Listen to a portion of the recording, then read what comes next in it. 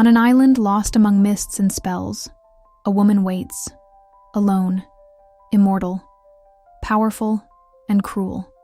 Her eyes know the secrets of the gods, her voice intones forgotten enchantments, and her presence transforms men into irrational beasts. Today, in realms of mythology, you will meet Circe, the immortal sorceress of ancient Greece, who turned her island into an enchanted prison and her solitude into a fatal weapon. Circe is one of the oldest sorceresses in Greek mythology, daughter of the god Helios, the sun himself, and the Oceanid Perseus, a sea nymph. She belongs to a lineage of great power. She is the sister of equally mysterious figures, such as Pasiphae, mother of the Minotaur, and Aetes, king of Colchis, guardian of the Golden Fleece. From a young age, Circe was associated with witchcraft, the use of potions, poisons, and enchantments. Her magic did not come from the gods, but from her own knowledge and mastery of natural forces.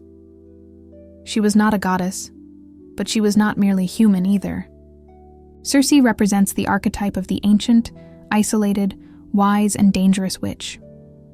Her name has crossed the centuries as a symbol of transformation, seduction, and mystery. Circe lived on the island of Aiaia, a magical and isolated place described in several sources of Greek mythology. The island was surrounded by dense forests, wild animals, and an enchanting, almost hypnotic atmosphere.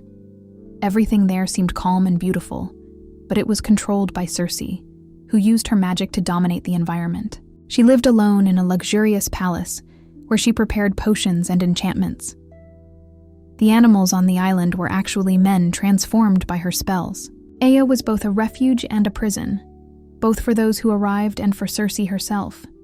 She chose isolation, but her power kept everyone around her under control. One of the most famous tales is that of Odysseus. During his journey home, Odysseus arrives at the island of Aia with his men. He sends part of the crew to explore the place, and they are welcomed by Circe, who offers a banquet. But at the end of the meal, she casts a spell and turns the men into pigs. Upon learning of this, Odysseus decides to confront her.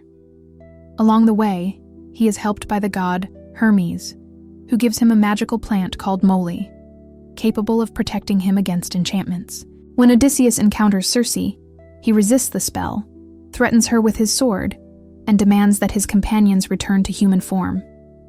Circe complies, undoes the spell, and begins to treat them well. From that moment on, Circe becomes hospitable.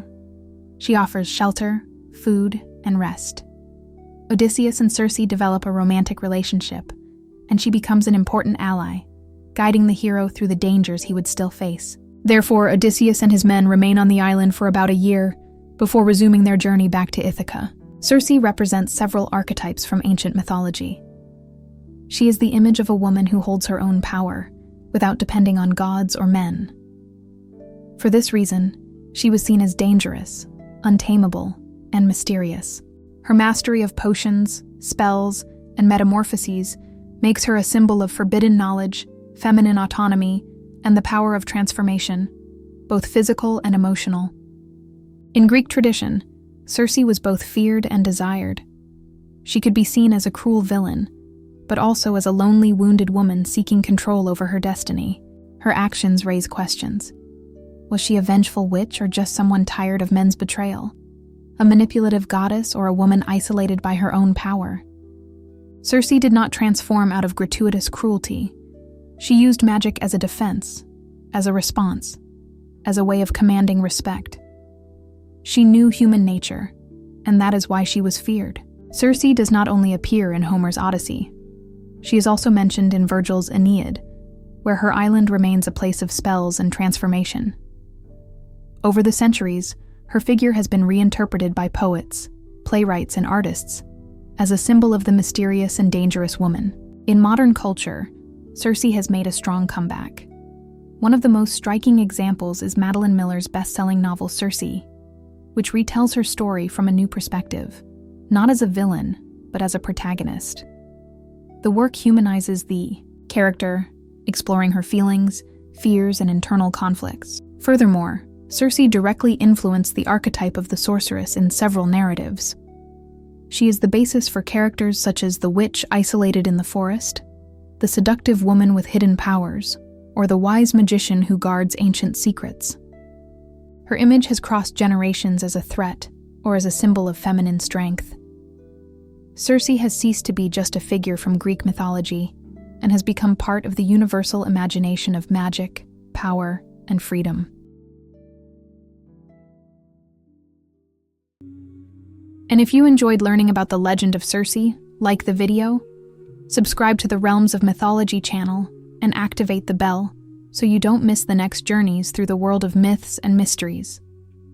Until the next legend.